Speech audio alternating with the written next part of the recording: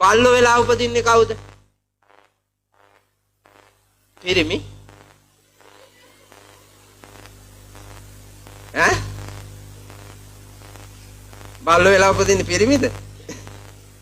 කිරලා බලන්න මං කියන්නේ අහවල් කට්ටිය කියලා. කිරලා බලන්න මං පාපය කියන්න. බලු භවයට යන. හැබැයි මට පෙන්වුවා හැකි මේ මෙතන 200කට වැඩිය ඒකාන්තයෙන්ම බල්ලෝ වෙලා උපදින. වරදින්නේ මේවා කතරගම දෙයියන්ගේ පුල්ලියාර දෙයියන්ගේ භද්‍රකාලි මෑණියන්ගේ හූනියන් දේවතාවගේ ශාස්ත්‍ර නෙමෙයි. මේවා ලෝතුරා තථාගත ආමාමෑණී බුදුරජාණන් වහන්සේ සාරාංශකයේ කල්පලක්ෂයක් මුළුල්ලෙහි ලෝක ගවේෂණය කරලා නිරීක්ෂණය කරලා සොයා ගන්නා ලැබූ සත්‍ය වූ ලෝක දර්ශනයේ නිට්ටයම කාරණාවක්. මේක පුතා මාරු කරන්නත් බෑ. අතරමඟදී වෙනස් කරලා වෙන පාරක යන්න නම් කොහොමවත් හම්බෙන්නේ නැහැ. ඒකාන්තයෙන්ම බල්ලෙක් බැල්ලියක්මයි. කවුද? මෙතන කවුද? මං හරියටම පෙන්නනවා. කාටද? එක ඔබටම පෙන්නනවා. ඔබ උපදින තැන. දෙක ඔබේ ළඟම මිත්‍රයාට අසල්වැසියාට ඥාතියාට පෙන්නනවා ඔබ උපදින තැන. එතකොට පුතා මට ගණන් කරගන්න ලේසි. 200ට වැඩි වුණත් අඩු නැහැ. මේ වාක්‍ය හොඳට අහගන්න. යම් ස්ත්‍රියක් තමන්ගේ නිත්‍යානුකූල ස්වාමියා සිටියේදී ඔහු මුලා කොට ඔහුට වංචා කරමින් ඔහුට බොරු ප්‍රේමයක් පෙන්වා වෙනත් විවාපත් පවුලක ස්වාමියෙකු දෙස රාගයෙන් බලා අනියම් ප්‍රේමයක් ආරම්භ කොට අනියන් සැමියා කොටගෙන ඔහු හා බැඳී ලිංගික තෘප්තීන්හි වින්දනය කොට රාගික කාමච්ඡන්දයෙන් සැප යයි සිතා විඳිමින් සිට මියදෙන්නේ යම් ස්ත්‍රියක්ද ඒකාන්තයෙන්ම ඊළඟ භවයේ පුතා බල්ලෙක්ව බැල්ලියා. ආය නවත්තන්න බෑ. නවත්තන්නත් බෑ මාරු කරන්නත් බෑ. නිකන් හිතන්නකෝ ඔබේ කුසේ උපදිනවා බබෙක්. ඉපදෙන බබා ගෑනු ළමෙක්.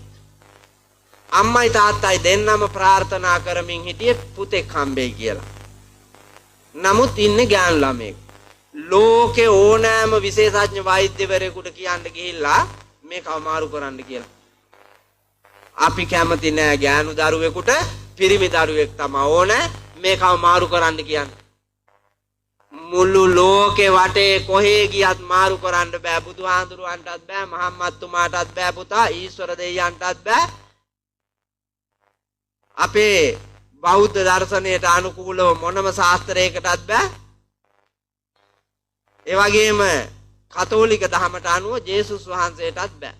මේ ලෝකේ යම් ආගම් තියේද දර්ශන තියේද ඒ ආගමික දාර්ශනික නිර්මාතෘවරුන්ටත් බෑ. මේ වර්තමාන බටහිර දේශීය වෛද්‍යවරු මොනතරම් දක්ෂයෝ හිටියත් මාරු කරන්න බෑ. ශාස්ත්‍ර කියන හුනියම් කරන බලිතොයිල් පුද පූජා තියෙන කවුරු හිටියත් නස්තාස්ත්‍රකාරයෝ කොච්චර මේකේ හිටියත් මාරු කරන්න බෑ. කර්මයා විසින් දුන්නු දායාදය ඒ විදිහටම භුක්ති විඳින්න ඕන. ඔබ පෙර කරන ලද කර්මයා විසින් මරණ මංචකයේ දීපු දායාදයේ උරුමය තමයි බලු භවය. අය මාරු කරන්න බෑ පුතා. වල්කමේ ගියානම් බලුගම කළානම් උපදින්නේ බලු වෙලා තමයි. ඒකෙම අනිත් පැත්ත යම් පිරිමියෙක් තමන්ගේ නිත්‍යානුකූල බිරිඳ සිටියේදී පුරුෂ ආධිපත්‍යයෙන් බිරිඳව බියවද්දා ඇයි ඉදිරියේ රංගනයකින් බොරු ආදරයක් ප්‍රේමයක් පෙන්වා ඇය රවටා මුලා කොට වෙනත් විවාපත් පවුලක බිරින්දෑ කෙනෙක් දෙස රාගයෙන් බලා ලිංගික ආශාවන් උපදවාගෙන ඇය සමග හොර රහසේ ලිංගික තෘප්තීන් වින්දනය කරමින් සිට මැරෙන්නේද මරණින් මතු භවය බලු භවය. ඔහොමම බලන්න ඔබ දිහා. ස්ත්‍රී පුරුෂ දෙපාර්ශ්වයම ඔබ දිහා බලන්න. ඒ බලු වැඩේ කරලා තියෙනවද නැද්ද? දැනට කරමින් ඉන්නවද නැද්ද? පේනව නේද චිත්‍රපටියක් වාගේ? උපදින තැනක් දැන් සිහිනයක් නෙමෙයි නේද? මේක වළක්වන්න කොහොමවත් බෑ. උපදිනවමයි. ධනුෂ්ක පුතා 200ට වැඩිය ගන්න හැකි බලන් ඇස් දැක්කම මෙවුන්දලා බය වෙලා ඉන්නේ. ඔව් මෙවුන්දලාගේ බියපත් ඇස් දැක්කම මට පේනවා මේ එළියයි මට පේන්නේ ඇස් දුරයිනේ. ළඟපාතම බිය වෙච්ච ටික බලනකොට මට පේනවා බලු භවයේ කවුද ඉන්නේ කියලා පුතා. ඔබේ හෘද සාක්ෂිය ඔබට මම හෘදේ වස්තුවට තමයි ගැහැව්වේ මතක් කරන්න කියලා කිව්වා නේද? හිත බැඳිලා තියෙන හදවතත් එක්කන් හිතන්න කිව්වේ හදවත කුලප්පු කරන්න. හදවත කුලප්පු වෙච්ච ගමන් පුතා ඇස් දෙකෙන් පේනවනේ. එහෙනම් බල්ලෝ කවුද බැල්ලියෝ කවුදයි බැලුවාම 200ට වැඩි පන්සල් බිමේ. ඊළඟ භවය අකුසලයාගේ බර කාමච්ඡන්දේ හින්දා පුතා